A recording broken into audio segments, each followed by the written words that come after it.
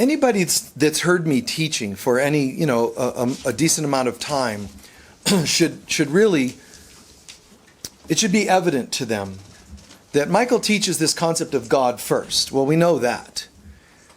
But also about Christ consciousness. Not a Jesus-y thing, Christ consciousness, but what it really is, what Jesus attained, Christ as a consciousness. And so, yeah, I do teach about God. If you really put it all in a full sentence or sentences, it's really about connecting with God, integrating God into our lives, and then bringing that to the world. That's it in a nutshell. And that's another way of saying God first, and then when I say integrating God's presence is what Christ consciousness is. The presence of God, or the I am presence of God within us. But then bringing it to the world. Now, too often, especially in old school work, old school spirituality, there was this idea that when you truly dedicate, you kind of go and live up in a cave somewhere. That's not what it's supposed to be about. Mind you, there's nothing wrong with that. You could do that for lifetimes. But eventually, someone's going to say, how are you going to interact now that you've been in the cave getting all holy? How do you deal with people? How are you going to do when you get out there and deal with humans? Oh, I don't have to deal with humans. I just stay in my cave. Well, eventually you got to call out for dominoes. And when they show up, the Himalayan branch, of course, when they show up late or brought you the wrong pizza, you're going to deal with human stuff again. So to a degree, people that tried that aesthetic route, withdrawing from the world, to a degree, that's hiding. You still got to, show up. There's been case histories of these masters from the Far East and, the Himalayas that have come to America on tour. They're going to tell us about masterful living and ended up quite sick when they came to the States and ate foods that we have in the States. So I think it's great, mind you, the purification and all that.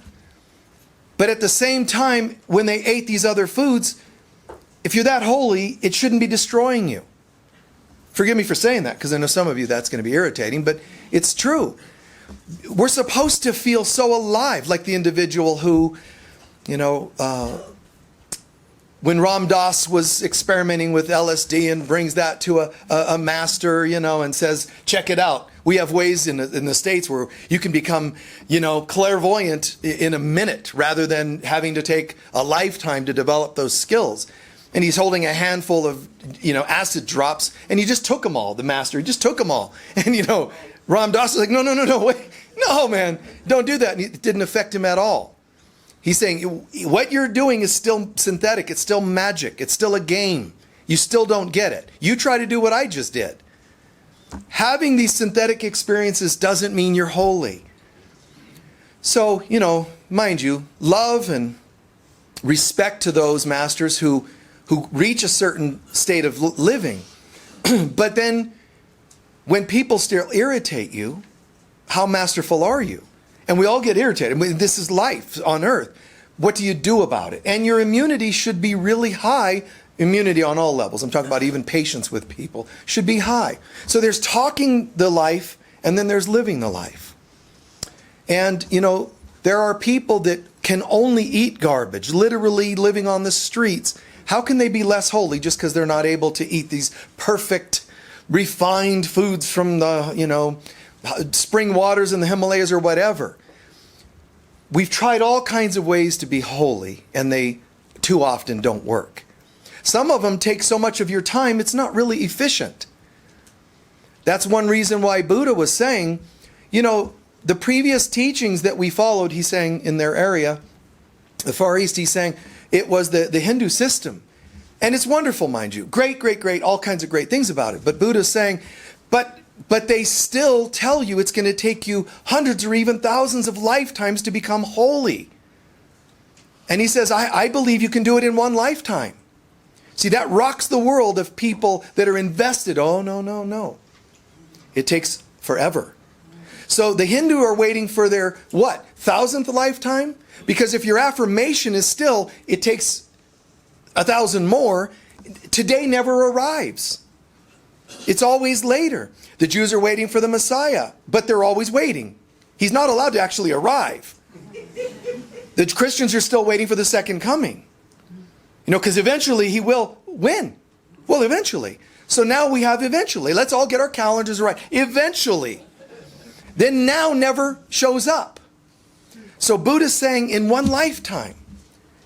And the Christ that people are waiting for is the one we have born within us. And it's a choice we make. So all the religions, which is going to be typical of a religion, because this is what they do, everything has to be eventually. When Jesus arrived and he read from the scriptures in the Holy Land, and he read from the scriptures and talked about the kingdom of heaven, and he said, the kingdom of heaven will one day arrive, etc., etc. That's what everybody expects to hear. Then he throws in, closes the scroll and says, guess what? It's today. And the Bible tells us they removed him from the temple and tried to throw him off a cliff. Nobody wants to believe it could be now. Nobody wants to believe it could be now. It irritates people for various reasons. There's religions that might make a living on it being eventually, so that's going to irritate their pocketbooks, of course, in one way or another. But there's people that are scared. If it's now, well, I'm not quite dressed right. Let me get my best suit on or whatever. If it's now, what does it mean? Am I living the life? So to me, God now, let it fill me as much as possible and let me bring that change. I don't need to compare how much you're living the Christ life to mine, because then I'm not living the Christ life when I do that. But what does it mean to live the Christ life? I don't know. I'm going to connect, do my best to integrate it, and then it becomes kind of organic at that point. I can still screw it up. But if I get out of the way, I'm basically saying, what would I do if I were plugged in? Most traditions and ceremonies and exercises and techniques are all about doing something to get spiritual or holy or purified. Try doing it as though you already are. Still do the stuff. Do your thing. You can fast. I don't care. Stand on your head, fast, go for hikes up in the Red Rocks. All I'm saying is, instead of going to do or going to get, do it all. That's great. But just imagine what it's like to do it as though you're already there. That's all. Just somewhere in the back of your mind, have this attitude, make believe that you're already there. It's amazing the shift that happens. If you meditate and you go, okay, I'm gonna calm and center, and I want to get nice and quiet.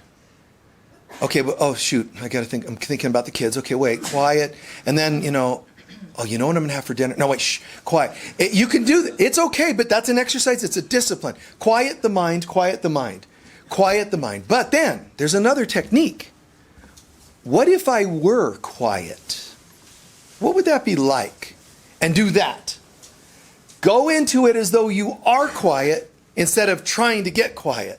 Do you see the difference? It's amazing what it'll do for you. Not the least of which would be, if I do it as though I already am, do you understand that I'm actually activating my imagination? Instead of trying to use my thinking mind to center myself, I just override the thinking mind and go to my imagination, which all the greats would tell you is your higher mind. Imagination is a far higher function than intellect. So I just go into it just imagining that I'm already there. And it's just like, oh my God. So I can try to get clean and sober. I can also imagine that I'm there, and it makes the efforting far less. See, this is partly what it means. Of myself, I am nothing. The part that's going to try to do it all and get it right is one part. Jesus says in A Course in Miracles, you can fast and you can lay on a bed of nails and you can do a lot of work to prove to yourself that you're not a body. And he doesn't diss it. He actually says, it'll work.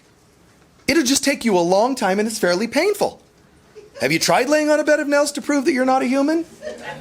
He says it'll eventually kind of work. He just said it, but it's not really efficient. Just imagine that you're there and then act like it. Imagine you're there and then act accordingly. And it sort of trims everything down a bit.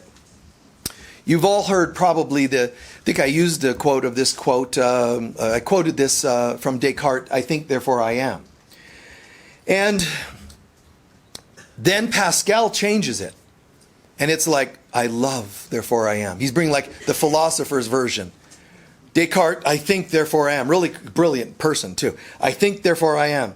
I think it's cogito ergo sum. I think, therefore I am. But then, amo, like amor, amo ergo sum. I love, therefore I am. Then William James, he says, I do, therefore I am. It's kind of, they're all right in their own sense, but I would say it differently. I would say, all that I do comes from what I know to be loving. Therefore I am. If all that I do, instead of I think, do, or love, put those three together, all that I do comes from, but I say I know first, that's the thinking. I know. I will do what I know to be loving. Therefore I am. Because Jesus makes a sort of a comment about, I think, therefore I am. And I mentioned this the other day, but quickly. He says Descartes should have said, I think, therefore I'm not. Because as soon as you think you're an individual thinker, instead of one with God and only being able to think as God, you're already out of your mind. So as soon as you think, you should say, I think, therefore I'm not. Because what you're doing is, the little I is thinking. All that proved is that you have a little self running somewhere. To say, I don't even think independently anymore. This is why Jesus is saying, when you see me, you see the Father. He's like saying, there's nothing I would think, say, or do that wouldn't be an expression of the divinity. Watch this, all the way down to the physical level. All the way down to day-to-day actions. So instead of floating around the world acting holy, can you bring it down to the parenting level? Can you bring this Christy thing all the way down to the relationship level?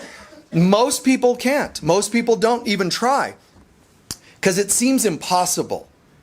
I'm going to be all in this lofty, Christy spiritual oneness with God and then have to go and eat foods like the masters experience when they come here and get sick from the foods here. You can't detach to prove that you're here and holy here. The detachment means you're already seeing this place as flawed and needing to detach from it. That's why it's very important to understand. Jesus didn't float around on what we used to call, some of you are old like me, you'll remember the commercial. It's called the Colgate Invisible Shield. For you youngsters, back in the 60s, they had this commercial where people would be floating on this shield, this little platform. They'd just float. It means they brushed with Colgate. Therefore, they're now skating through life. Everything's, protected. So Jesus didn't float around on the Colgate or Christy invisible shield. He comes here. Why does he cry when Magdalene says, my brother's dead? And she's crying, and he cries with her. I heard a brilliant Course in Miracles teacher say, Jesus could not have actually felt pain during the crucifixion, because it would have confirmed that he believed in pain and things of the illusion. And this is somebody I very much respect, and he's wrong. Because that is the point. Jesus is trying to tell us in his life activities, among other things he's telling us, despite the pain, you are something else. He didn't say override the pain. So he's showing us, you got to show up. Human beings think, and it's logical. Logical as heck. There's some cold pool of water. If I only put a toe in, I don't get as cold as if I jumped in. That's logical. So human beings think, this world stinks. This world is heavy, it's harsh, it's abusive, and so on. And it's all true. So you know what I'll do is I won't show up. I'll just kind of be floating, detached from the world, never, constantly bruises on my leg because I bump into things all the time because I'm not in my body. Anytime somebody or the phone rings or somebody walks in the room, I jump because I'm not in my body. And it's logical. People that have been abused stay a bit out of their body because logically, and this is the logic of the ego, Course in Miracles tells you the ego is logical but never rational. There's a difference.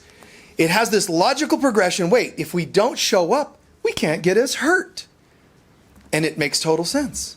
If you've ever counseled people in a lot of pain, in their history, their childhood, other lives, I can understand why you're not wanting to be here. It makes sense. It makes you think, ego's making you think you won't get as hurt. And it's not true. Because predators are far more attracted to people who are here but not here than they are to people who show up. It's true. The bullies and such of life, they'll pick on people that are uncertain about themselves. Just something, when you show up. I shared the story about a year ago, where something like 8th grade, going to middle school, and there were a couple bullies. And, they teasing and messing with all the kids that were younger like me. But there was a moment where I was wearing this cap or something, and one of them came over and pulled it off my head. And then they're playing around. Come on, give it back. Oh, like you see in the movies. And they're tossing it to each other. And I took a couple swings at one of these guys. Didn't hit him. But I swung. He took it off and said, "Here, I was just kidding." Just the fact that I showed up, they went, "Oh, crap. This is a human who's here." Even though I'm not boasting or, taking a swing at people that, look at you wrong. I'm just saying, in that moment, they went, "Okay, this guy's here. Let's leave him alone and find someone else." They don't like when they see that there's something that might fight back. Why do you think a badger can fight off a bear? That makes no sense. Why do you think? Why can it, badgers are just crazy animals. They're intense. How can they fend off a bear? Because the bear's going, you're not worth it. You're not worth it. I mean, the bear. This isn't worth my time. So access your inner badger when you need to. Access your inner badger. Just being able to say no. No. The mama bear and the mama energy that, I see that you're big and bad, and I seem like the woman, and I've got my kids. But guess what? It's not an option. That kind of energy. So we learned that hyper-passive is more spiritual. That is not true. Hyper-passivity and being a doormat is actually not a rating system of spirituality. To be able to show up. But to not show up with hate or hurt, hurtfulness as an intention, but just to be able to say, "Hey, no, I'm here." Not an option. So that is finding our center. And it's not necessarily an external thing as much as it's a vibe you hold. And if one day you're not holding it and someone's taking advantage in a store, charging you too much, and they're messing with you, and they can feel that. You're one of those, they see you coming from a mile away, the person that's going to overcharge you or mess with you. You show up. You show your center. No thanks. The person that goes to a car lot knowing what they're going to pay and not getting talked into anything more. They're going to try, and people in this world are going to try things with you. Your job is to say, "Guess who I am? Here's exactly what I'm willing to do and not do." Will that work for you? And it just confuses people that are used to messing with other human beings. So living the Christ life, it means plugging in and bringing that presence. And it's an amazing thing because you're plugging in this highest voltage possible, and people can tell there's a light burning in you. And it burns brightly, even if they're not capable of seeing energetic light, they can feel it. If you and I do not show up with that light, it's actually more our responsibility and fault than it is the person who tries to take advantage. We have to be able to show that light. Even if as children we were insecure, eventually we have to show up. For me, that day at school, something shifted. And when I saw they backed off, something in me went, "Wow." Wow, that was interesting. And from then on, I didn't have conflicts and fights and things as a kid. But from then on, the best word I could give you is I felt invincible. I felt immune, like I just felt invincible. It was the weirdest thing. All of a sudden, I was walking around outside during class, of course, walking around while other kids are in classes, and I just found myself feeling like I was just so alive and plugged in. And I would go, okay, this isn't interesting in a classroom, and I'd leave. I'd go in another class and sit there. You know, and sometimes the teachers are like, are you in here? Well, apparently. Apparently. I mean, I am here. I sit, therefore I am. So, you know, it was the weirdest thing. Because the human mind sometimes doesn't, as a kid especially, it's hard to even know what it is that's happening. I feel like I could jump off a cliff and survive. This is a consciousness that is beyond typical human consciousness. This is, I have a power. I have food you know not of. That kind of a statement. Those who can't understand it, they got to go. They won't be able to relate to you. They won't understand your words. That's why the Pharisees go to Jesus. He's holding Christ consciousness, and he says, you're not going to understand my words. My words are coming from light, and you live in darkness. How are you going to understand what I'm saying? Imagine these profound minds of the time. We are the elders. He said, yes, that's one of your problems. You locked yourself into, we elders know everything, and you know nothing. You memorized information, but you know nothing. If you truly knew, you would feel. And if you felt, you would know. It's this complete experience of, wow, this is right. This makes sense. And, you know, we feel it in rooms like this, but we also have it in moments where we plug ourselves in our own different ways. Channeling a poem, or it could be a moment of parenting, brilliance in parenting. We all have what they call sometimes those Zen moments where we plug in. All I'm saying is we can and will eventually learn to do that more often. Instead of, guess what? I remember this happened to me about 25 years ago. I had this really great moment of epiphany. I think that's great. Although I'm also saying that's supposed to be all the time. It is. It's supposed to be all the time. Now, what does it mean that you walk and go, oh my God, I'm like on a perpetual acid trip. I'm seeing auras. Is that what Michael was talking about? No. I'm feeling really high, like, wow, no, that's not what I was talking about. I'm talking about plugging in, experiencing it here, and bringing it on every level. What does living the Christ life look like? I'm going to share a quote or two. One of them from Lao Tzu that I brought today. But remember this. When you're birthing the Christ, you need a couple of things to happen. First of all, if you're not in touch with the divine feminine, you can't birth anything. Because it's a woman that gives birth. Even in a man, it's a woman that gives birth to an idea or a project. So that's what that means. The divine feminine isn't an era, an era on planet Earth where women rule or whatever. That's people's heads talking. It's in all of us. You cannot birth the Christ of yourself without literally the divine mother, but also the mother within yourself. So mother has to show up. That means my sensitivity level. That means my level of compassion. It's my heart. It's also a state of surrender. I am the handmaiden of the Lord. That kind of a prayer. Here I am, God. Any wording you want to use. It's an attitude of surrender is basically the prayer of the divine feminine. So here I am. Now, I need one more thing. So now she's opening up to that. She starts to help me birth this Christ self. From listening to this talk today, you can go, God, just yesterday I was praying for some changes in my life. This is an answer, and it's talking about call on the mother to help you birth that. Great. So let's say you're all doing it right now. There's going to be something else you have to do. Mature it after it's been birthed. How do I mature it? Living it. How do you tone a muscle? By working it. How do I tone the Christ experience in myself? You have to live it. How? I'll get to that in just a sec. So we want to bring this in every way possible. So I'm starting generically by saying every way possible, and then I'll give details in a second. In touch with the Divine Mother, and then Revelation tells you something. The book of Revelation tells you something. It's kind of like, Hey, how are you doing today? Oh, I'm doing great, man. I'm starting to birth this Christ thing. Really? Well, let me tell you what that's going to look like. As you're practicing this birthing the Christ, just one little part of Revelation we'll start with. Here's what's going to happen.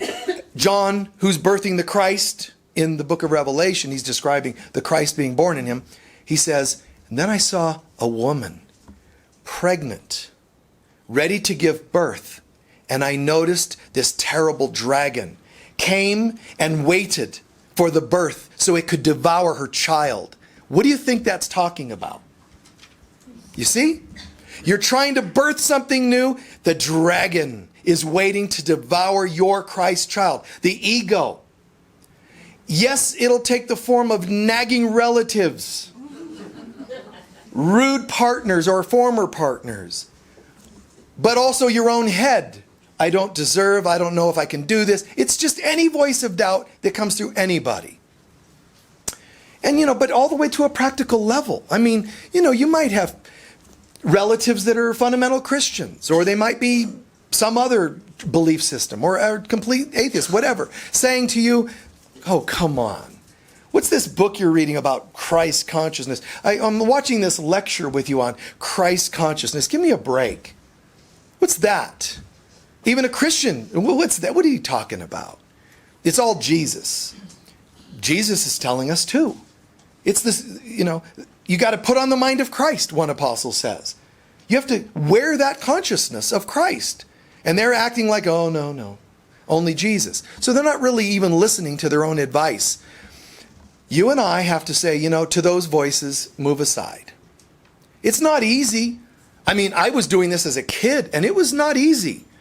The taunting and the rude, but you can be 50 and still be taunted by people. But this is a test for you and I. So the woman's giving birth, and this dragon's waiting to devour her new beliefs, Christ consciousness. But then something cool happens. An eagle comes and lifts her up to safety. An eagle, as in 2 wings, as in your third eye chakra that has 2-petal lotus, as in the right and left petal, the 2 wings. So when it says, this woman, that's my human self, giving birth to a Christ self, then the eagle comes down and lifts her up and brings her to safety. That's the higher consciousness. Call on God to come down and help you lift and come into safety. Then it says, so that's cool. I'll just pray. Help me, God. So God, you'll have this moment of,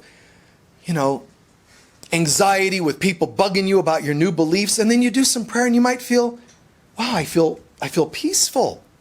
This is kind of beautiful. Revelation then tells you, all that does is tick off the dragon that now doesn't have the child to devour. So it says, then the dragon now wages war. Okay? Bummer. I was kind of hoping this eagle thing, it was done. The ego does not give up just because you say, I think I'm going to start devoting towards Christ consciousness. It doesn't say, oh, not that. Okay, I might as well pack up and go. All it does is go, you're starting to annoy me. The ego, evil, devil, any word you want to use for it. There's a part of us that wants to remember who we are, and a part of us that will do anything it can to prevent that from happening. So our job is to, cling to God and know you're fighting a fight that has no power against you. That's not how it feels when it's happening, but that's the truth. So you have to remind yourself, this has no ultimate power over me. And we will on a day-to-day basis, I mean seriously, hour to hour, minute to minute, be tempted to hear those other voices. Because they happen. The phone company, you pick up your phone doesn't work because you didn't pay your bill. That's a drag, it's hard. And then it's one of those companies that say, well, now, if you want us to hook you up, you got to now pay a deposit.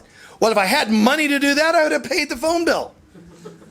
They're not going to say, oh, you must be the Christed one, so it's no problem. Let us put you on the Christ plan. Absolute communication with all beings anywhere, everywhere, for free.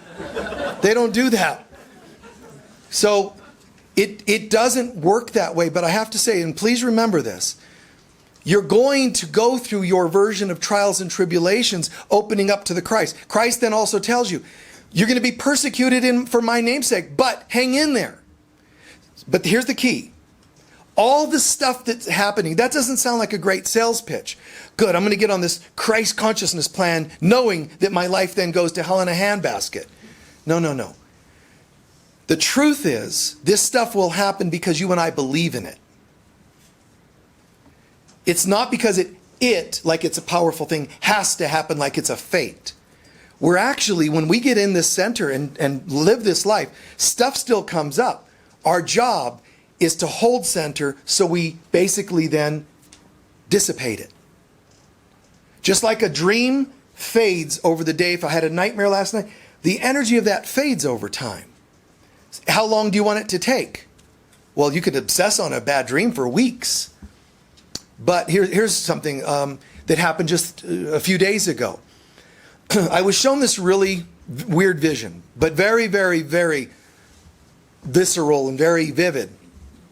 And it was horrible things. I would love to be able to tell you. And then I saw this purple light. No, this was really horrible stuff, like some of the darkest stuff on the earth. And I'm watching this. I'm seeing the victims and the victimizers of some of the most horrible things. And I'm like, God, this is just terrible to watch. The stuff that goes on in this planet. And it's dictators and mass murderers and serial killers and all the worst of stuff on the planet. And I'm seeing all this. And then I wake up going, wow, coming out of this, it was wee hours kind of a vision. And I come out of that going, wow, so vivid and so horrible. Then I remembered, I go, wait. There was something that happened at the end. What was that? After seeing all these vivid encounters and things and people and murders, and the emotions of everybody, the hate, the fear, all of it. I was shown at the end, bless you, I was shown at the end one other thing. And it was like a nativity set where I was moving characters around in the nativity set. The characters were the ones I was being shown. And that starts telling me even all the worst of everything is still our own doing. They're images in our mind. We still have the power over any of this. We're not victims of the world we see. So I was shown all this horror, and yet it ended with, they're just chess pieces. Just pieces like a nativity. And I remember going, okay, the three of you together over here, and it struck me as odd, but I didn't get the message of it until I came out of it and went, wow, what was that? Our ego wants us to focus on the horror and think, I'm so distracted by the horror, I can't think clearly. And it's true. You will not be able to think clearly while still reacting in fear. But I caught on. I said, there's got to be more to this. I would not have been left with this vision. What else was there? Wait. Moving the pieces. Got it. So you have your bills, but the bills are pieces on your chessboard. Ultimately, God/Christ is the only power. That's all there is. The rest is only what seems to be. And you and I live all too often on that, wheel of life, thinking that it's being dished out for us. What if we're not victims in any way? What if not only, and I don't just mean you're not a victim like a lecture like that or a speech or a phrase like that. I mean, what if it's true that nothing can happen by chance? What if it's true that everything has to be approved somewhere in our consciousness? Not all of us are going to go, that's cool. Some of us are going to go, oh, no, no, no, no, no, no. And that's what the ego wants.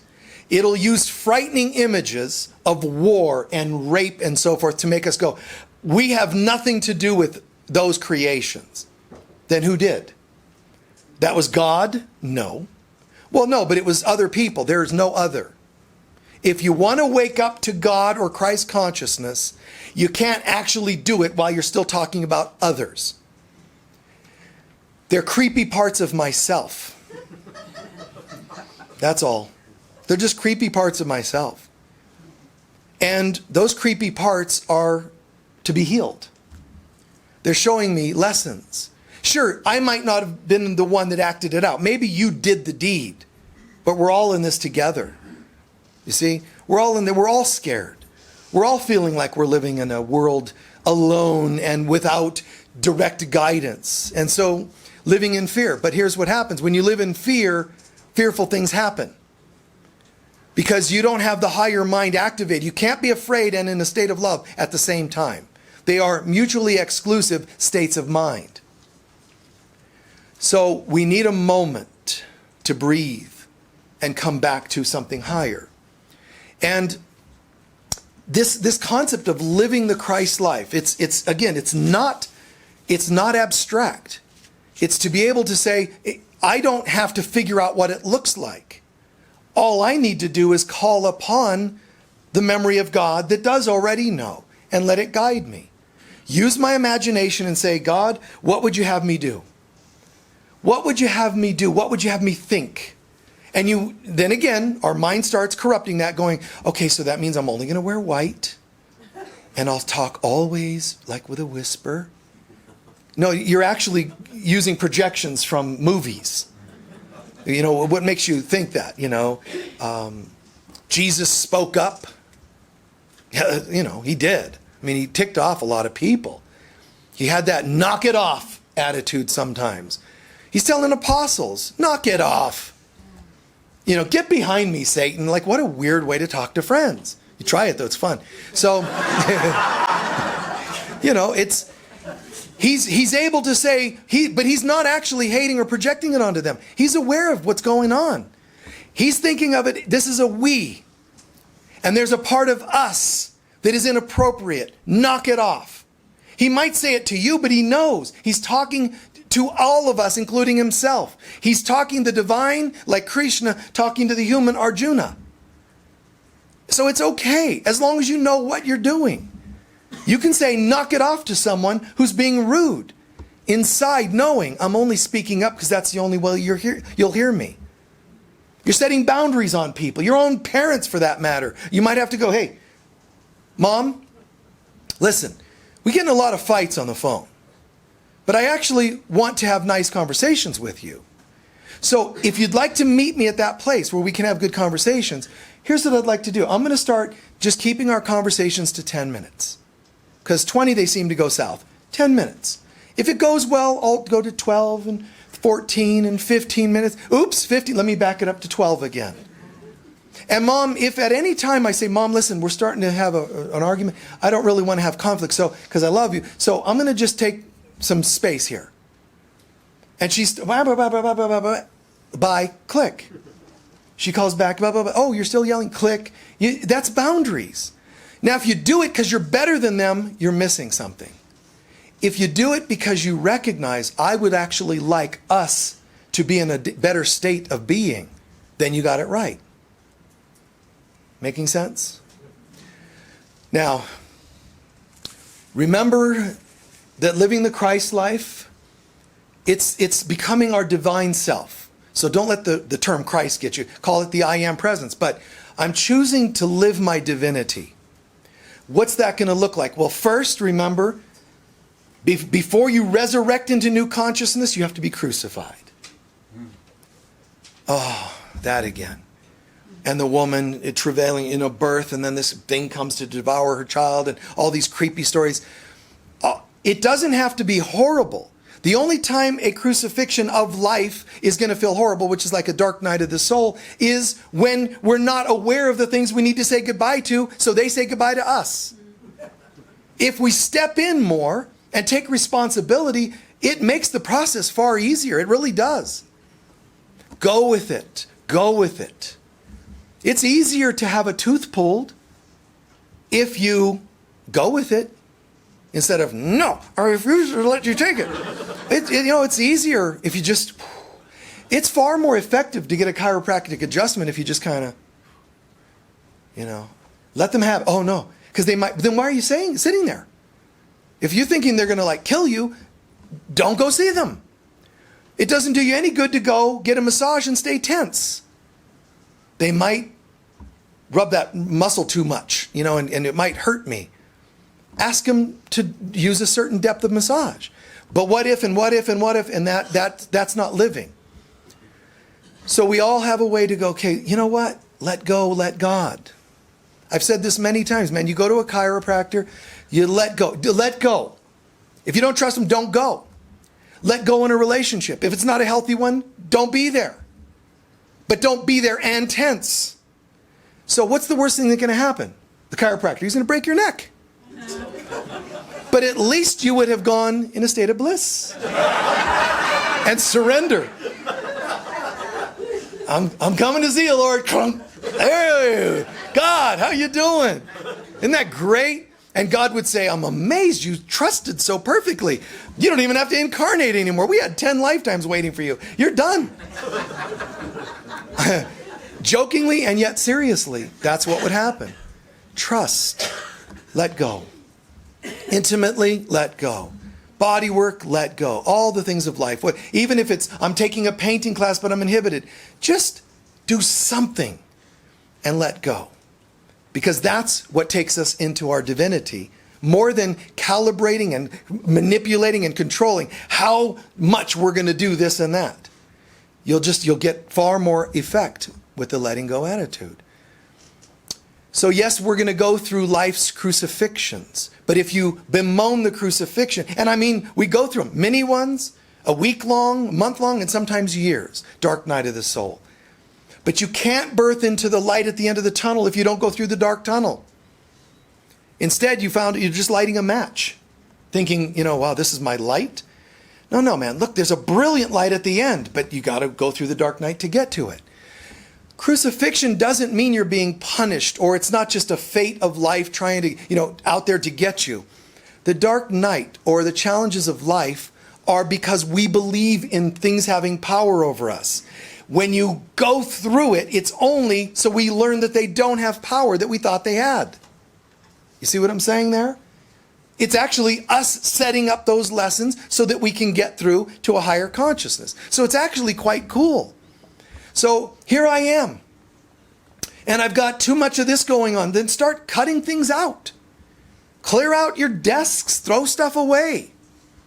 Whatever it is, get rid and the more, for me, the more I start raising things to the ground, cutting things to the more things are stuck.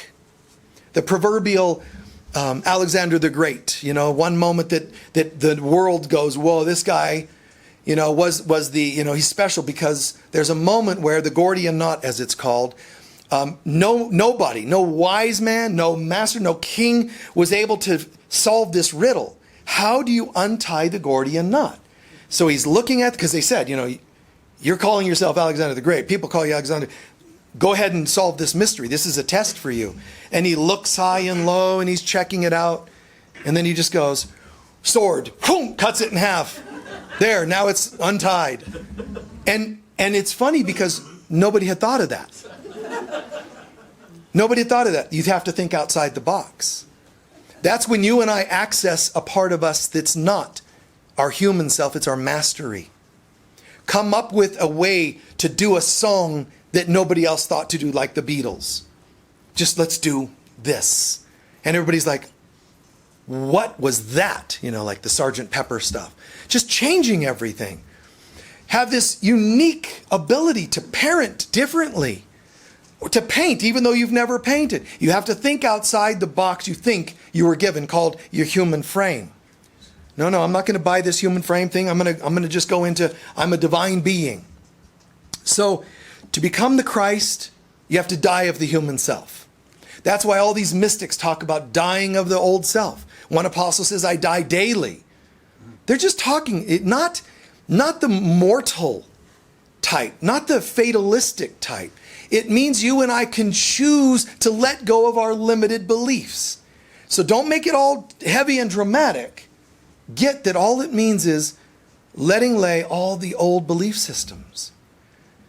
Oh my gosh, I'm trying to parent, but it's overwhelming. I've never had a child before, or I have two and my partner left, so now I'm alone. All the human stuff. Wait. We're going to do this. We've got to do this. But there's an easier way, and that is plug in. Try to do it of yourself, and you'll pay for that.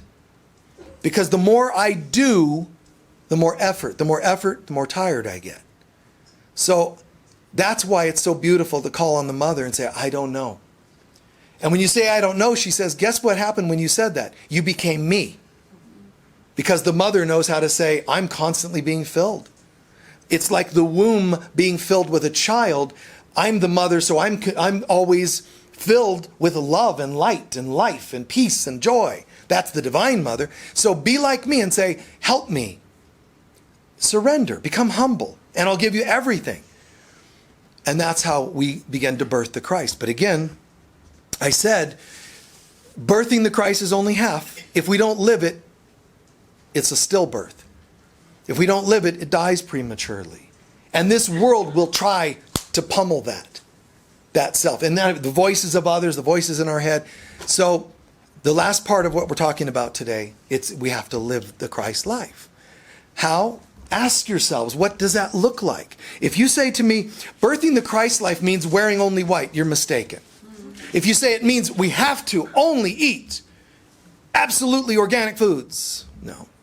We should only watch certain channels, the Jesus channel or whatever on TV, Not at all.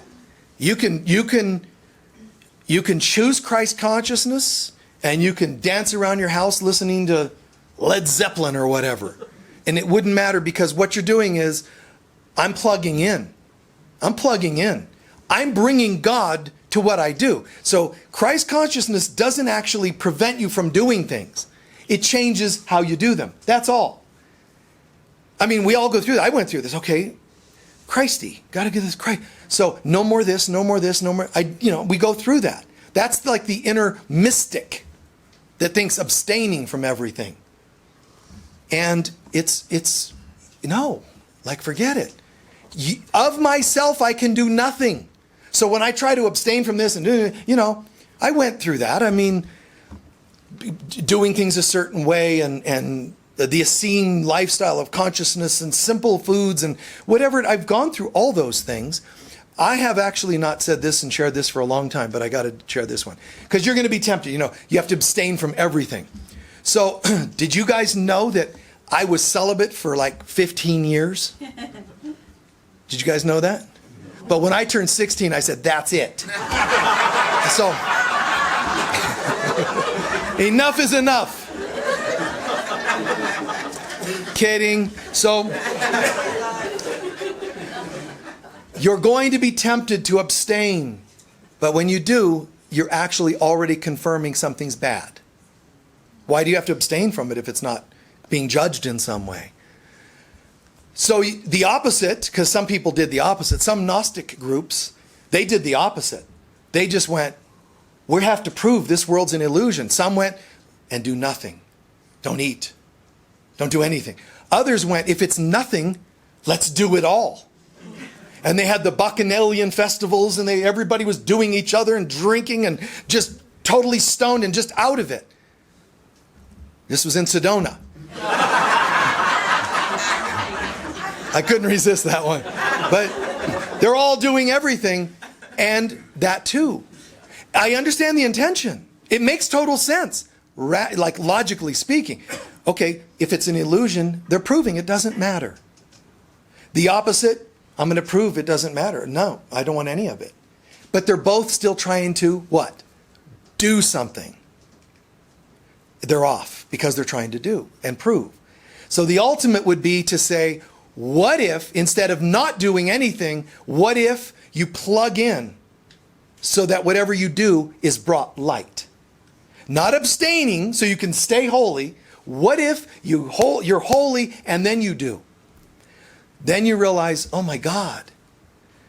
Now all of a sudden, you're plugged into a state of consciousness that is loving, it's compassionate, non-judgmental, and you're walking amongst anybody. You could be in battle.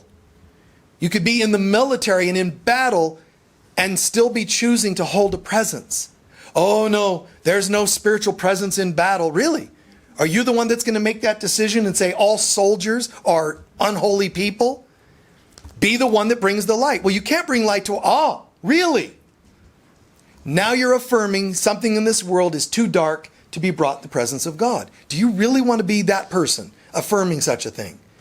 Try instead to say there's no place that's completely unholy. Shakespeare. There's nothing truly good or evil. It's man's thinking that makes it so.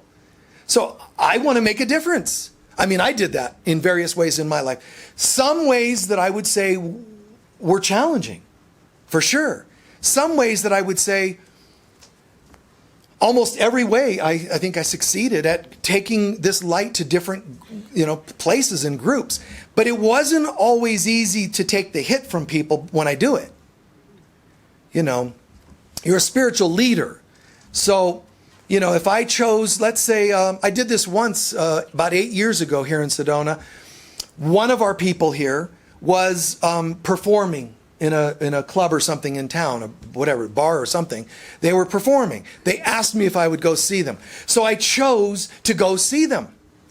You know, so to me, I go to support them. And I'm bringing that presence. But it's not easy when you see some people over in the corner going, oh, Mr. I'm spiritual. Mr. Spiritual Leader at Unity of Sedona. We see what you're really like. Having a rum and Coke or something. No, it's just Coke. It's just Pepsi, you know. People's heads. It's not easy. But that's the dragon that's trying to devour the child. And all I can say is it wasn't easy and it isn't easy. Doing this work, not just as a spiritual leader, any of us, people are going to do their little target practice because you're making a difference. You're doing something different. The world doesn't believe you can do that. And you must, not just you can. Everybody will get to this place eventually. But we get there the easy way or the hard way. Any part of you that doesn't believe you can do this, any part of you that doesn't believe it is going to find out the hard way. You can do anything while in the light and mind of God. A quote from the Bible, Galatians, I have been crucified with Christ, and it's no longer me that lives, but Christ who lives in me. The apostles had a moment of epiphany and Christ consciousness. It's really amazing. More of that should be emphasized instead of when they're sounding like they're in a bad mood moments. You know, you can't enter Christ consciousness while still limited in consciousness. They're mutually exclusive. You can't judge and be non-judgmental at the same time. A story I've shared often over my years is the famous Da Vinci story. So briefly stated, there's a moment where Da Vinci's painting The Last Supper. And he's having real time, Da Vinci was having some bickering with another artist in the region. And so he has this clever idea to put that artist's face on Judas. I mean, this is typical passive-aggressive behavior of an artist. It wasn't me. Oh, do you think that looks like him? Hell yes. Come on, dude. No, it was completely an accident. Come on. He paints this other person he doesn't like on Judas. So he's thinking, this is great. Everybody's seeing it. They're gossiping around town. You know, guess whose face is on Judas? Perfect passive-aggressive behavior. But then he's ready to paint Jesus' face, and he could not get it. And now mind you, as an artist, when you know you want something musically or artistically, and poem, anything, you can tell when it's not happening, and it's frustrating. And he can't get the face of Jesus. So he sits with that and realizes, oh, that other face. So he goes over, washes out the face, and paints a different face. Then Jesus came to him for the face of Jesus. What that means for you and I, stop talking about how enlightened you want to be while still holding resentments. Literally, the quotient, the quantity, the intensity of your ability to know God comes from not having anything else. It's not, you know, God, I want to know you instead of these morons in this world, all these bad people, they're so terrible. Let me know you. And God is literally saying to us, every ounce of your getting to know me in mind, body, or soul will come from your not having anything else. Let go of the guy's face you put on Judas. Let go of your image of whatever it happens to be. Let go of those, and the other will actually emerge very organically. A quote from Lao Tzu, and this really sums up a lot of things. Be square but don't cut. Be sharp but don't stab. Be straightforward but not unrestrained. Be bright but don't dazzle. This means living the Christ life. It's not like you walk around going, hi, nice to meet you, Michael Christ. You know? Can you even see me? Because I glow, you know. Oh, you can see. I'm surprised you can even see me with those dense eyes of yours. You know, you're holding a presence that is beyond human comprehension, including my own. And I'm humble and give thanks for it. That's what I want to do, is be humble and give thanks for it. So all these, the quotes I'm sharing, they're just concepts. How do you apply the Da Vinci thing? How do you apply the Lao Tzu thing? And so bringing this now towards our close, day to day, how do you live the Christ life? What does it mean? What does living the Christ life mean when it comes to romantic relations? Honest, clear communication. Probably it would be affectionate. Some people, have times they're not in the mood for that sort of thing. But to me, being plugged into light means I glow. That's what happens for me personally. I mean, when I finish a talk, I just feel ignited. You guys have all had that, right? In some form. Love or the birth of a baby or whatever it is. We have these moments where we're just going, wow. That's how I feel most of the time. So to me, it feels like when I feel that, I want to share that. Jesus says, you don't light up a light and then put it under a box. It kind of doesn't make sense. Look at me, not. When you feel plugged in, and it doesn't mean there's anything wrong with you if you tend towards depression and you don't feel very bright. That's okay. Hang out with other people who have that light and learn and absorb it for yourself. So what does it look like? Ask yourselves, what does it look like to be living the Christ? What does living the Christ life look like in terms of diet, food? Does it mean, only organic? No, it's how do I bring this light to the foods? Studies were done in the famous book, Secret Life of Plants. Tompkins was reporting all these studies about how plants respond to our energy. Now you know of water drops responding to love and feelings, right? What if everything responds to our consciousness? And you go up and you're going to eat some whatever, Twinkie, and you go, oh, I shouldn't eat this. Oh, this will go straight to my hips. Oh, this is terrible toxic food. If it's true, you better start deciding what you believe. Because you can't sometimes believe these things and sometimes not.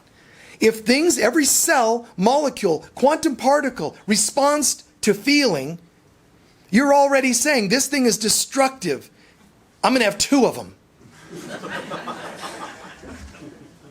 It's dangerous.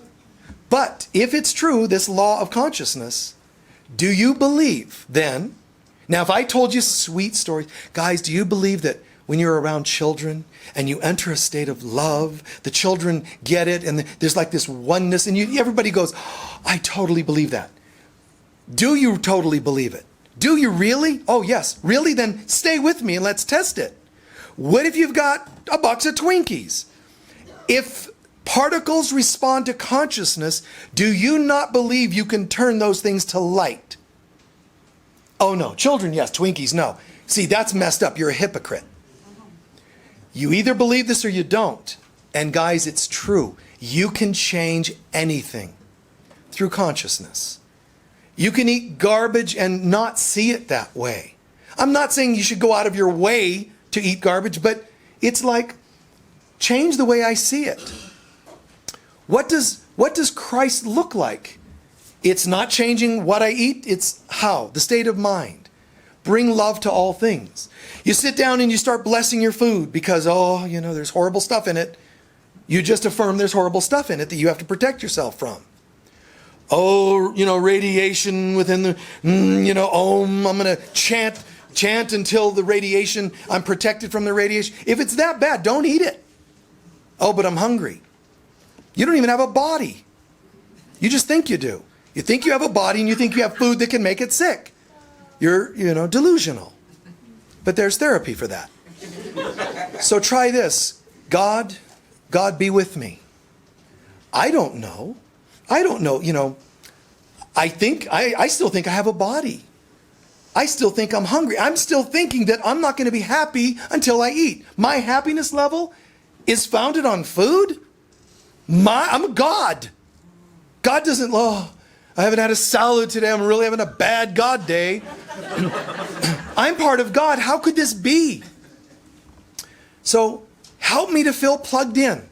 Here I am again, the surrender prayer. I don't feel plugged in, but help me feel plugged in. That's it. Own that you do feel off, but then surrender it to something else. And it changes everything. The food, the attitude. What does Christ consciousness think of sex and intimacy and things like that? Well, there's schools, guys. Total celibacy. And then there's total everything goes. Those two extremes. That, if I were looking at this, I'd go, I'm not interested in either extreme. Not fearing either. I can walk into that one, like I said, 15 years. And then I can walk into this one. Not a problem. I've been around both. Wow, interesting. Having fun? Okay. And let them be. What am I going to do? I have to find what's right for me. So I say to myself, what does it feel like to hold Christ consciousness in the category of intimacy and sexuality? Oh, it would abstain. Really? And why? Because that's lower nature. So you just determine something's bad. How can I see it differently? So that if I were Christy, could I do that? Yes. Could I not do that? Sure. What's going to make that determination? If it feels like I can experience an expansion, a feeling of Christ consciousness during that experience. Can we share love? And that doesn't mean all like, let's ohm together. You can have passionate, fun intimacy and it still be Christy. It's all in here. Just like when you're having your meals. It's all in the mind. So what am I bringing? I don't want the food particles to be afraid of me. But I don't want my partner to be afraid. Lover or whatever you've got. Gay or straight. Christ doesn't go, clearly only this one. The things that we project on, even onto God/Christ, are ridiculous. And I've shared this many times. People ask me, especially many, many years ago, it started the question, Michael, do you think Jesus ever had sex? Do you think he was intimate and so on? And people get into that. Like, they need to know. Which is like, wow. So, I mess with it a little bit, play with them a little bit, Well, what do you think? Oh, well, and you get these different answers and opinions. And I always just tell them, look, because, this is churches that I'm speaking in, sometimes more traditional kinds of groups. Do you think Jesus would have, And I say, look, let me summarize it. And it's funny, people, they lean forward. What's he going to say? Jesus, he had himself a good time. Or am I going to say, no way, never. What's he going to say? And they lean forward. Both groups are in the same building, leaning forward. And I just go, all I can tell you, and I promise you this, is that if he did have sex, he was good at it. Huh? So I left it as an if he'd be good at it. I mean, how's he going to be terrible? Somebody going, Jesus, he's like terrible in bed. He's all like spiritual, but as a lover, wow. Where was he at? Wow. But really, how could he not be present if he were? So all you're supposed to be doing is if. If I'm Christ, what would I do? I'd be present. I would want it to be loving. See, it's not what would Jesus or you do. It's Christ in my experience. What would be the most Christy kind of a thing? Love. That's it. So love is in the loving, even if it's a passionate, intensely passionate experience. Love. And anything else you do. The foods, the meals, love. How can I bring love to everything I'm doing? Parenting, the workplace, which isn't always easy. Geez, I mean, I feel good that I do a pretty good job living the Christ life. But it would be more challenging if you stuck me in a high rise in New York City, and just told me I had to deal with this and subway home for 3 hours or whatever these people do. That would be more challenging. Fortunately, I must have cleared that one. So what do I need to do to live the Christ life? It's not where you live, it's how you live. Your friendships, what do those look like? Strained, gossipy, and so on. That wouldn't be okay. So Christ would say to his apostles, hey, stop that. Christ in me would say to me and my friends, that's enough. Hateful gossip. I don't mean, saying Hey, did you see so-and-so? Yeah, I saw them. They were kind of down today. That's not hateful gossip. You're just talking about somebody asked you a question. So getting into bickering, getting into hateful, even the words. Lao Tzu, Buddha, Jesus, all these great teachers, men and women throughout history have said this: good thoughts, good words, good deeds, with only slight variations of those words.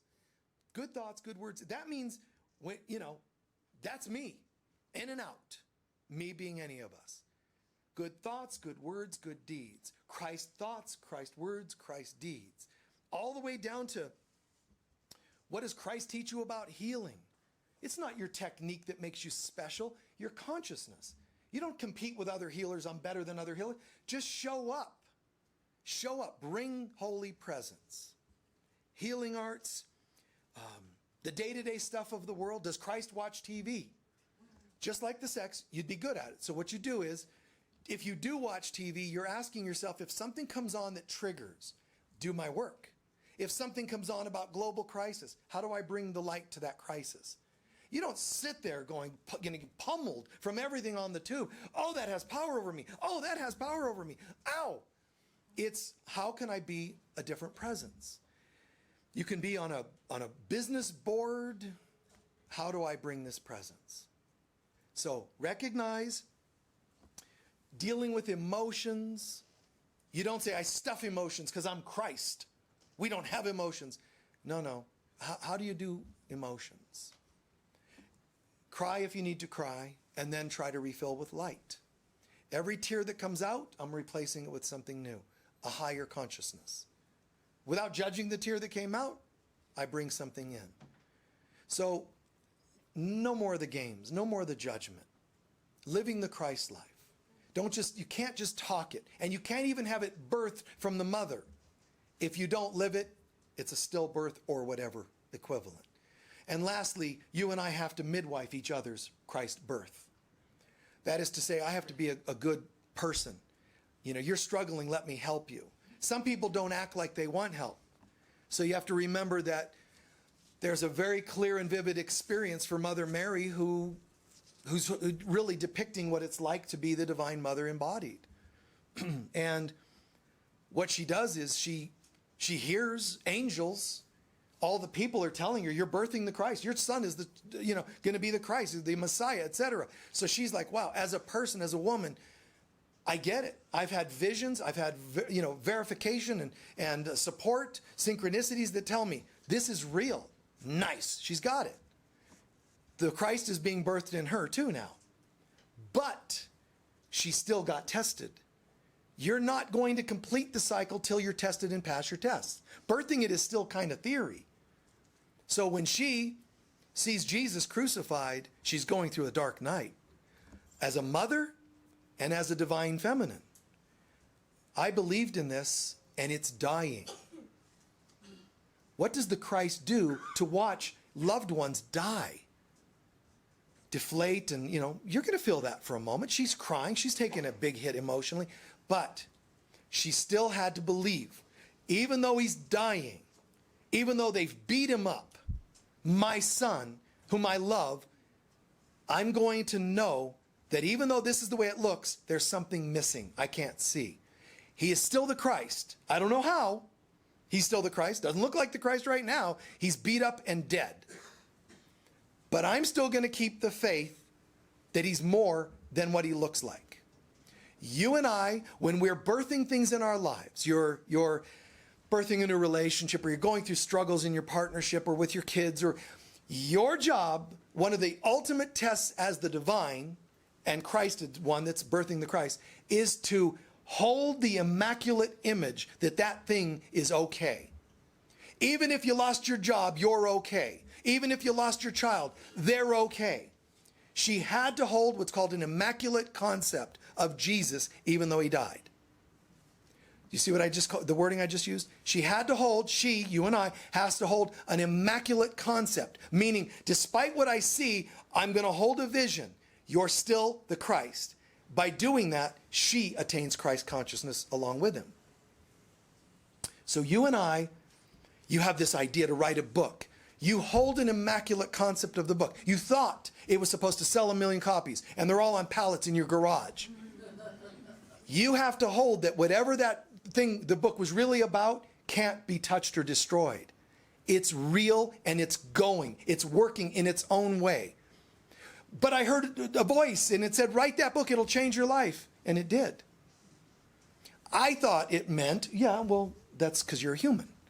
You thought it meant you'll be on Oprah and sell 1 million copies. And God's saying, I wanted you to write it for you. Don't you feel different now? I care about you, not your sales. If you also sell, great. But your life is not contingent on that. So remember, hold an immaculate concept. Hold a pure, non-judgmental concept, the immaculate conception. You're Christ, you have to, and like Mary, you have to hold an immaculate conception. Give birth to an immaculate conception. Mary is Jesus. What's your immaculate conception? What did you give birth to and hold an immaculate concept of that creation forever? Whatever we failed are the things we're now forgiving. Not just what people did to us. Remember, like last week I talked about what they didn't do for us. I have to learn to have an immaculate concept of every one of you. You folks attend, you watch, I really like this guy, but 1 out of every so many of you hate me and are annoyed by the things I said. And I still have to hold an immaculate concept that you might not like me, but you're still filled with love somewhere. It's not always easy, but that's our goal. You can't be Christ without being Christ. Please take a few centering breaths.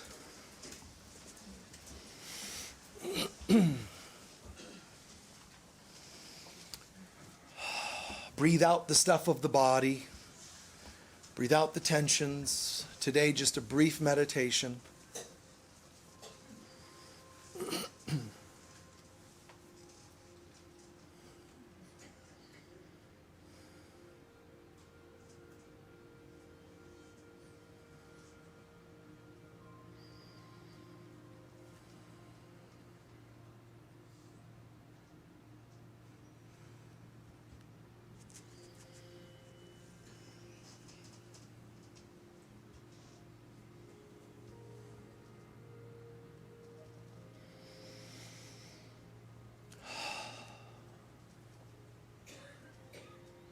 I am as God created me. And we just hold that in our consciousness. I truly am as God created me.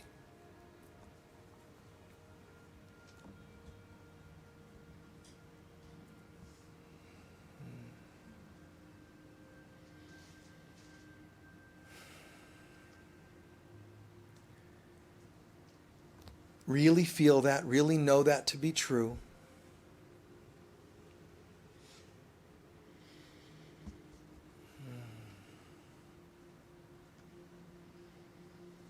I am as God created me. And allow thoughts and feelings to the contrary to percolate up if they do. If they come up, let them come up. I am as God created me. Anything to the contrary rises, and just watch your response to it. Can you just affirm to it? Despite what you tell me, despite what I think I see, I actually am still as God created me. Unfazed by you, whatever you are. Can you do that? If you can, good. Keep moving into it. If you feel like you can't to certain things, then let that one go. It's okay. But just record that in your mind as something you might want to come back to later. Because you're finding areas that you can't accept your goodness. I am as God created me.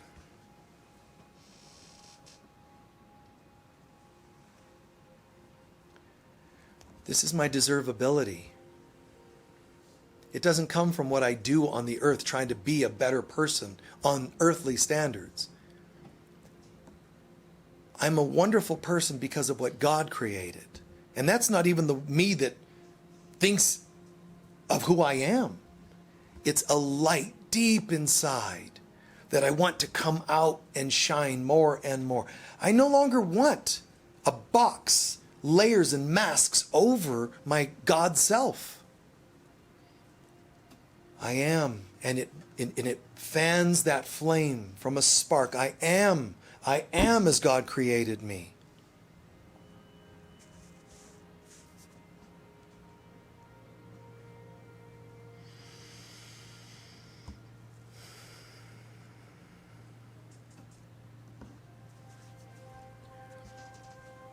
And briefly, just think from even today or this week, are there any thoughts that I have had, thoughts or beliefs that I have had that don't really resonate with what God would have me think or believe?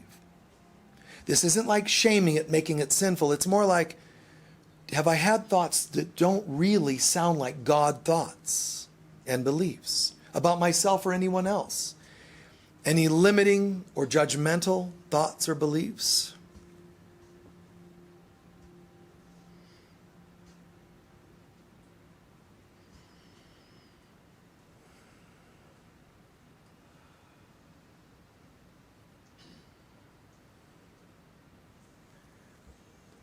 When you hear them or see them or remember them, just gently tell them, God is the love with which I forgive you, and let them pass.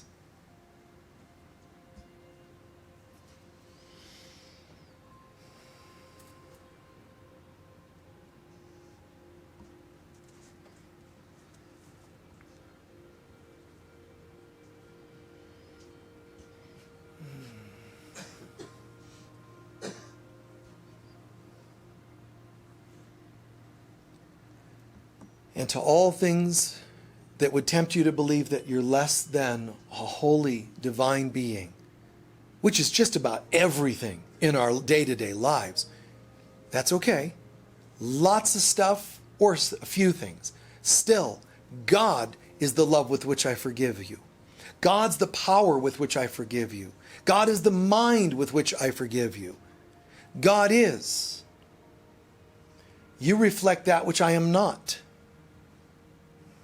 So instead of reacting to that which I am not and you are not, I instead choose God that I am.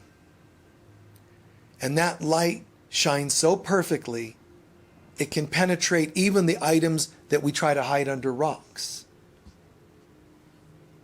But if the divine senses that we're trying to hold those rocks down and keep ourselves hidden due to naughty things and things we're ashamed of, want to hide, it allows us to do that. We only need to ask ourselves, is that really where we want to go with this? Do I really want to stay hidden? Why? The famous saying, we are only as sick as our secrets. So here I am, God. Here I am, Father, Mother, God. Here I am. Shine your light through every particle of my being. And despite my resistances, guide my every thought, word, and deed. And show me how to live the Christ life, because it's who I am. And I choose no other identity.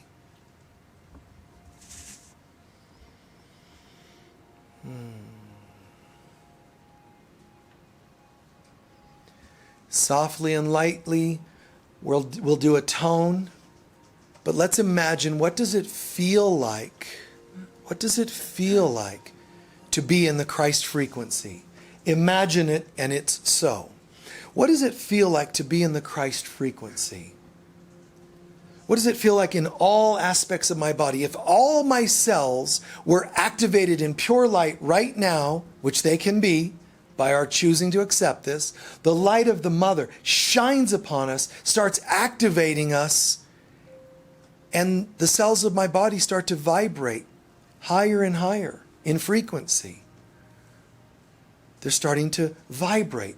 And the vibration is so high I can't see it or hear it yet, but it's going to well up and start becoming a sound. This is why Jesus says, when the Christ is present, even the rocks will sing.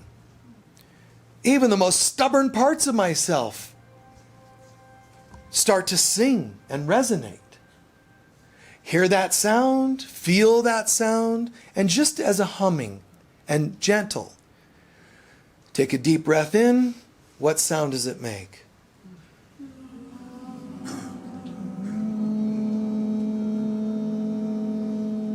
Don't worry about what sound. Don't compete, compare.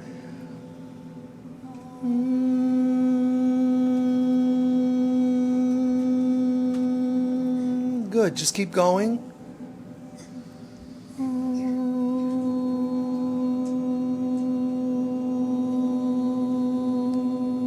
Picture that sound reverberating out to everybody in the room and online. There's a frequency. Picture it happening.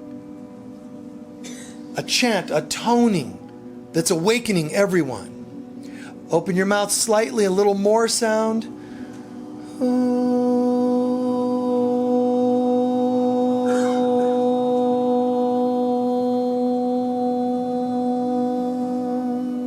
Picture that sound out to your cities. And it's a sound of love, so it's bringing answers to prayers. People are struggling somewhere on the planet, and they hear this wave of sound. Picture it. Picture soldiers, nurses in hospitals, sick people, accidents, poverty, challenge of every kind, men, women, and all ages, seniors. The fear, the hurt, the pain we sometimes have. But picture wherever they are, this sound comes, envelops them, and then picture they start joining us. And a little more now.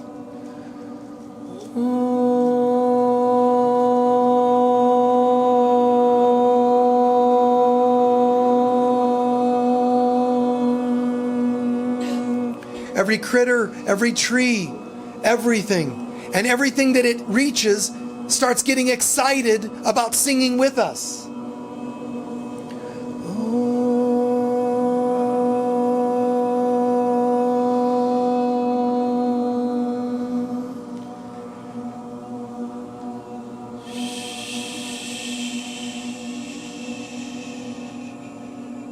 Gentle, quiet, and try to still feel and hear it, even in silence.